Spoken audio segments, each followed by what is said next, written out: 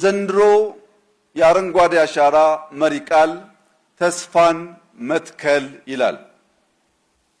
ተስፋን መትከል የነገን ብሩህ ታሪክ ዛሬ መጻፍ ነው።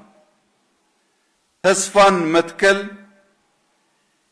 የተስፋችን ስሮች ወደ ታች ዘልቀው እንዲገቡ በማድረግ የብልጽግና ግንዶች ወደ ላይ እንዲያድጉ፣ የብልጽግና ቅርንጫፎች ወደ ጎን እንዲስፋፉ፣ የብልጽግና ፍሬዎች ከተከልነው ዛፍ የምንበላው የምንሸጠው ሀብት እንዲሆኑ የሚያስችል ነው።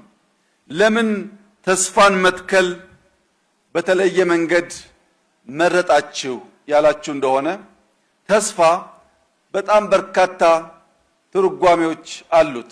ለምሳሌ የቢሾፍቱ ከተማ ነዋሪዎች በሰባተኛው ሀገራዊ ምርጫ ሙሉ ቀን በፀሐይ በውርጭ ሳይታክቱ ተሰልፈው መርጠዋል።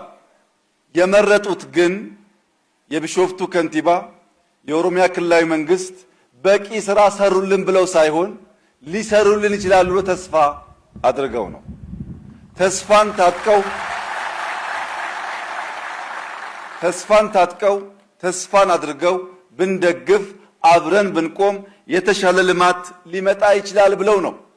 በዚህ ምርጫ የምታሸንፉ ሰዎች አስምራችሁ ልትገነዘቡ የሚገባው ነገር የኢትዮጵያ ሕዝብ ተሰርቶለት ሳይሆን ተስፋ ሰንቆ ነው የመረጠው። ይህንን ተስፋ በተለያየ መንገድ ከዛሬው ኩነት ጋር አያይዞ ማየት ያስፈልጋል። ተስፋ አረንጓዴ መቀነት ነው። አረንጓዴ መቀነት ስለሆነ ሀገርን ያለብሳል። ቅድም እንዳያችሁት የገረጣን የነጣን ስፍራ በአረንጓዴ በለምለም ልብስ ያለብሳል። ተስፋ አረንጓዴ ጸዳል ነው፣ መንፈስ ያድሳል።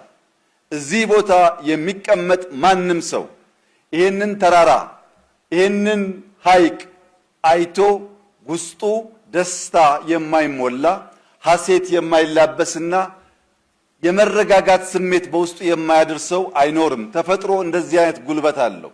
የተረበሸም ማንነት የማከም ጉልበት አለው። ይህ አረንጓዴ ጸዳል መንፈስ ያድሳል።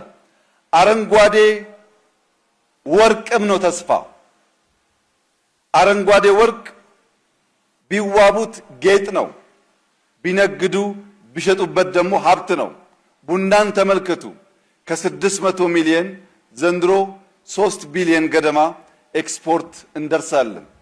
ስንረከብ 600 ሚሊዮን ነበር፣ ዛሬ 3 ቢሊዮን ደርሰናል። ይህ የአረንጓዴ አሻራ ውጤት ነው። ተስፋ አረንጓዴ ውርስ ነው። ትውልድ የሚኮራበት ብሩህ ነገ ዛሬ የሚሳልበት የሚጻፍበት፣ ልጆቻችን ይህንን ባህል ይህንን ልምምድ ይዘው ያደጉ እንደሆነ የበለጸገ አረንጓዴ የለበሰ ከጓሮ ከማሳው የሚበላ የሚሸጥ የሚሸመትበት ሀገር ስለሚረከቡ እንደኛ በደህንነት በችግር በእርዳታ የሚታወቁ ሳይሆኑ በልተው ጠግበው ማገዝ የሚችሉ እንደሚሆን ምንም ጥርጥር የለውም። የአረንጓዴ አሻራ እንቅስቃሴያችን በጀመርነው መንገድ ተቀናጅተን ተደምረን በአንድ ልቦና መስራት መትከል እስካስቀጠል ድረስ ኢትዮጵያ የተረጂነት ታሪኳ ያ ክፉ ታሪክ እጥፋት ላይ ቆመን የእርዳታ የማገዝ ታሪኳ በእኔና በእናንተ ዘመን እንደሚጀመር ምንም ጥርጣሬ የለኝም።